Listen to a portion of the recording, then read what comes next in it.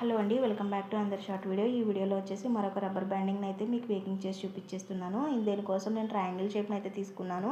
So దీంట్లో ఒక tip అయితే నేను కూడా మధ్యలో మీకు యాడ్ చేస్తానండి. అండ్ అంతలోకి నేను షార్ట్లో పెడుతున్నప్పుడు నాకు కామెంట్ బాక్స్లో కామెంట్ చేస్తున్న వారికి మ్యాక్సిమం వరకు రిప్లై అయితే ఇస్తున్నాను. ఒక సిస్టర్ అయితే నాకు ఎన్ని లైన్స్ తీసుకోవాలి 2 నుంచి 26కి అని అడిగారు అనమాట. అవి మనకి కట్స్ని బట్టి మారుతాయండి. మనకి 1 కట్ అయితే 45 లైన్స్ 2 టైమ్స్ తీసుకోవాలి. 2 కట్ అయితే 45 లైన్స్ తీసుకోవాలి. 4 కట్ అయితే 25 లైన్స్ తీసుకోవాలన్నమాట. అవి 2 నుంచి 26 వరకు అయితే సరిపోతాయి. వన్స్ ఇప్పుడు 28 210 అనుకోండి, మనం తీసుకున్న 45 1 కట్కి 45 లైన్స్ తీసుకుంటున్నాం కదా 2 టైమ్స్. దాన్ని మనము 1 కట్కి మనం అప్పుడు ఎలా తీసుకోవాలంటే ఒక 4-5 లైన్స్ ఎక్స్ట్రా తీసుకోవాలి. 45 తీసుకుని అనుకోండి, ఒక 50 లైన్స్ తీసుకుని ఒక 2 టైమ్స్ తీసుకోవాలంటే మొత్తం 100 లైన్స్ తీసుకోవాలన్నమాట. 50-50. నెక్స్ట్ 2 కట్కి 45 లైన్స్ తీసుకుంటున్నాం కదా, దానికి ఒక 4. అలాగే ఎక్స్ట్రాగా ఒక 4-3 ఆర్ ఎక్స్ట్రా మనము లైన్స్ అనేవి తీసుకోవాలన్నమాట. మనం ర్యాప్ చేస్తున్నప్పుడు కూడా మరీ దగ్గరగా కాకుండా మరీ పలచగా కాకుండా మనము ర్యాప్ చేసుకుంటే చాలా బాగుంటుంది అనమాట. ఇప్పుడు మీకు ఒక టిప్ చెప్తానన్నాను కదా, మనం ఏదైనా కుందని 3Dలో ప్లేస్ చేస్తున్నప్పుడు అవి నిలబడట్లేదు అని అంటే దాని కింద బేస్గా ఫస్ట్ 3mm స్టోన్స్ని అయితే B7000 గ్లూతో అతికించుకోండి. దాని తర్వాత మీరు పైన B7000 గ్లూ ఆ 3mm స్టోన్స్ మీద వేసి అప్పుడు మనం ఏ కుందన్స్ అయితే తీసుకున్నామో ఆ కుందన్స్ అయితే ప్లేస్ చేయండి. ఇప్పుడు మనం ఇక్కడ ట్రయాంగిల్ని అయితే ప్లేస్ చేస్తున్నామన్నమాట. ఇలాగే మనం కంటిన్యూస్గా చేసుకుంటే 3D షేప్ అనేది కూడా మంచిగా వస్తుంది.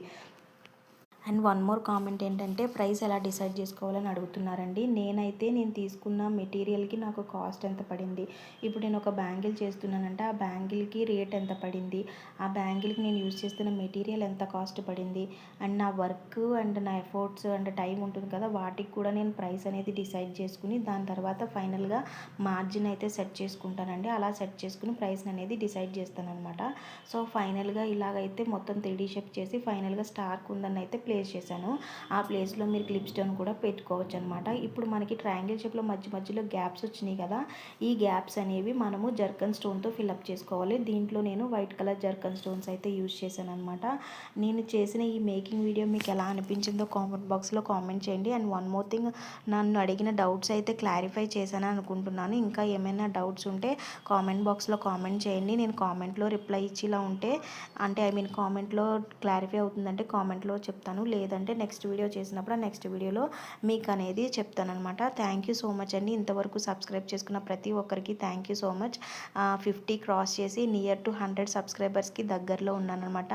మీరందరూ చేస్తున్న సపోర్ట్ని బట్టి చాలా చాలా థ్యాంక్ యూ సో మచ్ అండి. ఇలాగే మీ సపోర్ట్ని నాకు కొనసాగించాలని కోరుకుంటున్నాను. ఈ వీడియో కనుక మీకు నచ్చినట్టయితే like, share, comment and subscribe. మరొక ఇంట్రెస్టింగ్ వీడియోతో మళ్ళీ కలుసుకుందాం. అంతవరకు బాయ్ బాయ్.